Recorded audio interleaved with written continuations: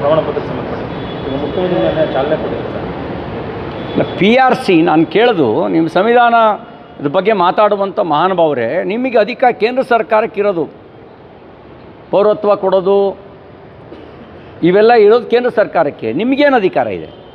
ಪೌರತ್ವ ಕೊಡ್ತಿಲ್ಲ, permanent residential certificate ಅಂದರೆ PRC ಅಂದರೆ ಪರ್ಮನೆಂಟ್ ರೆಸಿಡೆನ್ಷಿಯಲ್ ಸರ್ಟಿಫಿಕೇಟ್ ಕೊಡೋ ಅಧಿಕಾರ ನಿಮಗಿದೆಯಾ? ನಿಮ್ಗೆ ಯಾರು ಅಧಿಕಾರ ಕೊಟ್ಟವರು? ನಾನು ಚುನಾವಣಾ ಆಯೋಗಕ್ಕೆ ಹೇಳ್ತೀನಿ, ಇವ್ರು ಕೊಡೋ PRC ಸರ್ಟಿಫಿಕೇಟ್ನ SIRಗೆ ಮಾನ್ಯ ಮಾಡಬೇಡಿ.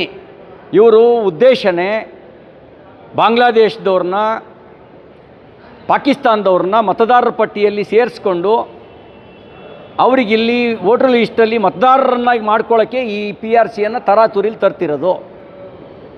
ಇಲ್ಲದೇ ಇದ್ದರೆ ಇವರಿಗೆ PRC ಇವರಿಗೆ ಅಧಿಕಾರ ಇಲ್ಲದೆ ಇರೋದನ್ನ ಯಾಕೆ ಚಲಾಯಿಸೋಕೆ ಹೋಗ್ತಾರೆ ರೀ? ಯಾರಿಗೆ ಏನೂ ದಾಖಲೆಗಳಿಲ್ವೋ ಅವರಿಗೆ PRC ಒಂದು ದಾಖಲೆ ಕೊಟ್ಬಿಡೋದು. ಇವರಿಗೇನು ಅಧಿಕಾರ ಇದೆ? ಇವ್ರಿಗೆ ಯಾವ ಸಂವಿಧಾನ ಇವರಿಗೆ ಅಧಿಕಾರ ಕೊಟ್ಟಿದೆ? ಪರ್ಮನೆಂಟ್ ರೆಸಿಡೆನ್ಷಿಯಲ್ ಸರ್ಟಿಫಿಕೇಟ್ ಕೊಡುವಂಥ ಅಧಿಕಾರವನ್ನು ಇವರಿಗೆ ಸಂವಿಧಾನ ಎಲ್ಲಿ ಕೊಟ್ಟಿದೆ? ಅಂದರೆ ಯಾರು ಬಂದು ಇಲ್ಲಿ 10 ವರ್ಷದಿಂದ ಇದ್ದರೂ ಇವರಿಗೆ ಅವ್ರ ಪರ್ಮನೆಂಟ್ ರೆಸಿಡೆನ್ಷಿಯಲ್ ಸರ್ಟಿಫಿಕೇಟ್ ಕೊಟ್ಟು ಮಾನ್ಯ ಮಾಡಿಬಿಡ್ತಾರಾ? ಬಾಂಗ್ಲಾದವರಾದರೂ ಕೊಡ್ತೀವಿ, ಪಾಕಿಸ್ತಾನದವ್ರು ಕೊಡ್ತೀವಿ. ಹೇಳಿ, ನಿಮಗೆ ತಾಕತ್ತಿದ್ರೆ ಅವರಿಗೆ ಧೈರ್ಯ ಇದ್ದರೆ ಬಾಂಗ್ಲಾ ಪಾಕಿಸ್ತಾನದವ್ರು ಯಾರು ಬಂದರೂ ಇಲ್ಲಿ ಪರ್ಮನೆಂಟ್ ರೆಸಿಡೆನ್ಷಿಯಲ್ ಸರ್ಟಿಫಿಕೇಟ್ ಕೊಡ್ತೀವಿ ಅಂತ ಹೇಳಿ.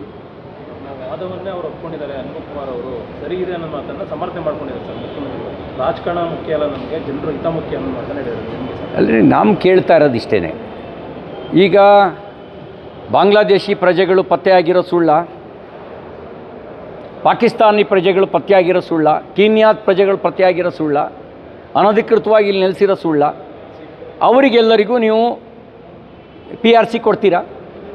PRC ಕೊಡೋದಕ್ಕಿರೋ ಮಾನದಂಡ ಏನು? ಯಾವನು 10 ವರ್ಷದಿಂದ ಇದ್ದರೂ ಕೊಟ್ಬಿಡ್ತೀರಾ? ಮತ್ತು ನಿಮಗೆಲ್ಲ ಅಧಿಕಾರ ಇದೆ, ಸಂವಿಧಾನಬದ್ಧ ಅಧಿಕಾರ? ಹೇಳಿ, ಈ ಎಲ್ಲ ಅಧಿಕಾರ ಇರೋದು ಕೇವಲ ಕೇಂದ್ರ ಸರ್ಕಾರಕ್ಕೆ. ನಿಮಗೆಲ್ಲಿದೆ ಅಧಿಕಾರ? ನಿಮಗೆಲ್ಲಿದೆ ಹೇಳಿ ಅಧಿಕಾರ? ನಿಮಗಿಲ್ಲದ ಅಧಿಕಾರವನ್ನು ಚಲಾಯಿಸ್ತಾ ಇದ್ದೀರಿ ಅಂತ ಹೇಳಿದರೆ ನೀವು ಸಂವಿಧಾನ ವಿರೋಧಿಗಳು.